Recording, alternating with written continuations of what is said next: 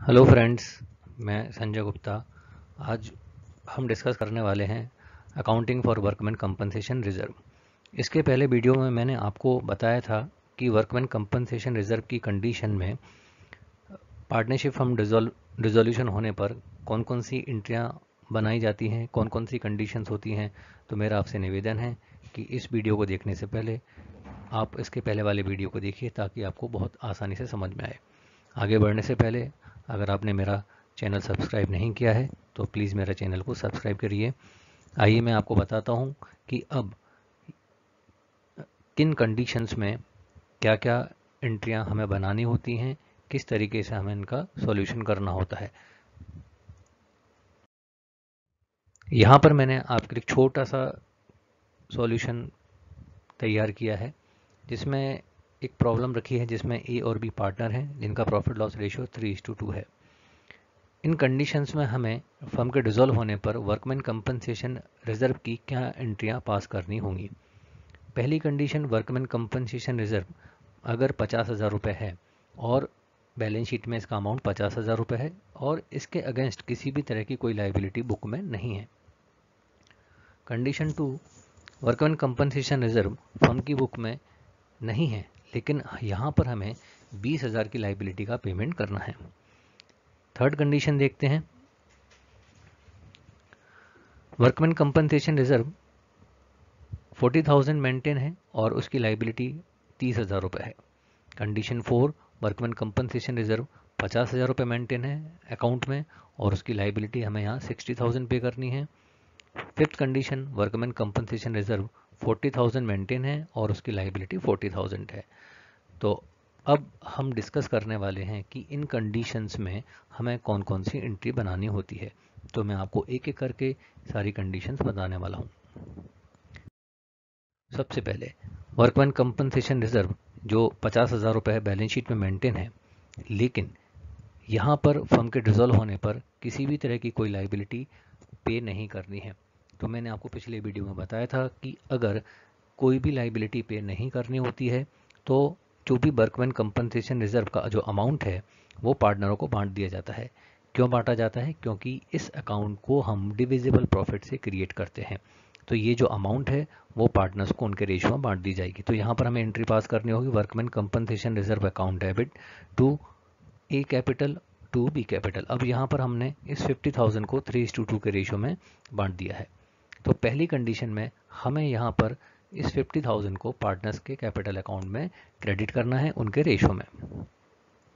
Condition 2 discuss करते हैं। यहाँ पर किसी भी तरह का कोई workman compensation reserve account maintain नहीं है लेकिन फर्म को 20,000 की लाइबिलिटी का पेमेंट करना है। अब देखिए यहाँ पर जब हमने रिजर्व अकाउंट मेंटेन किया ही नहीं है तो फिर उसको क्लोज करने की बात आती ही नहीं है। अब यहाँ पर 20,000 की जो अनरिकॉर्डेड लाइबिलिटी है वो हमें पे करनी है। तो यहाँ पर हमें सिंपल एंट्री पास करनी होगी, realisation account debit to bank account. यहाँ पर हमें रियलाइजेशन अकाउंट के डेबिट में इस लाइबिलिटी का पेमेंट करना होगा, एक एंट्री बनाकर realisation account debit to bank. Third condition पर डिस्कस करते हैं। यहाँ पर workman compensation reserve account maintain है 40,000, यानी बैलेंस शीट में वर्कमैन कंपनसेशन रिजर्व है 40,000 और उसकी जो लाइबिलिटी पे करनी है वो है 30,000।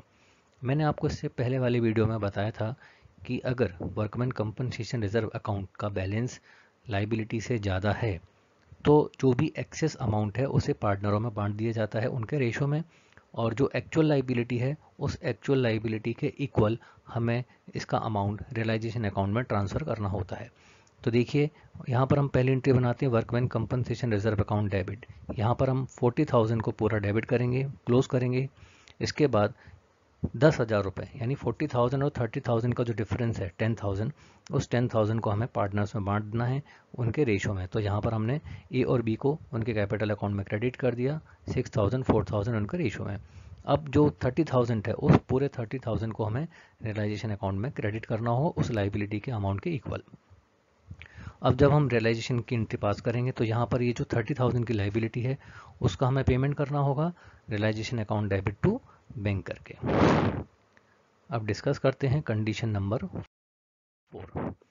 यहाँ पर वर्कमैन कंपनसेशन रिजर्व जो मेंटेन है वो है 50,000 और उसकी लाइबिलिटी है 60,000।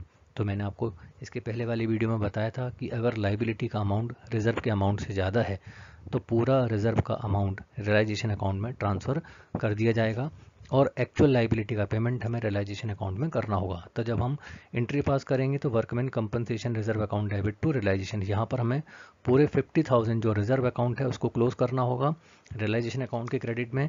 अब यहाँ पर जो 60,000 की लाइबिलिटी है उसका हमें रियलाइजेशन अकाउंट में पेमेंट करना होगा डेबिट साइड में टू बैंक करके।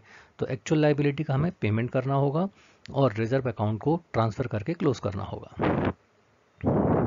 कंडीशन नंबर 5, यहाँ पर वर्कमैन कंपनसेशन रिजर्व मेंटेन 40,000 है और उसकी लाइबिलिटी भी 40,000 है।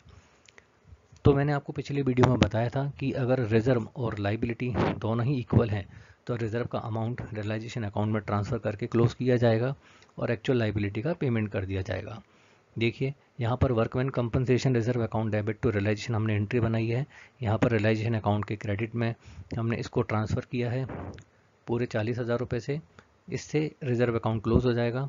अब रियलाइजेशन अकाउंट में जब हम पेमेंट करेंगे तो एक्चुअल लाइबिलिटी का 40,000 का हमें पेमेंट करना होगा रियलाइजेशन अकाउंट के डेबिट में बैंक अकाउंट के माध्यम से। तो इस तरीके से हम वर्कमैन कंपनसेशन रिजर्व की एंट्रियां बनाते हैं। तो उम्मीद करता हूं आपको इस क्वेश्चन के माध्यम से समझ में आया होगा कि वर्कमैन कंपनसेशन रिजर्व की एंट्रियां किस तरीके से तैयार की जाती हैं। उम्मीद करता हूं आपके जो भी डाउट्स होंगे वो इसको देखकर ज़रूर सॉल्व हो जाएंगे।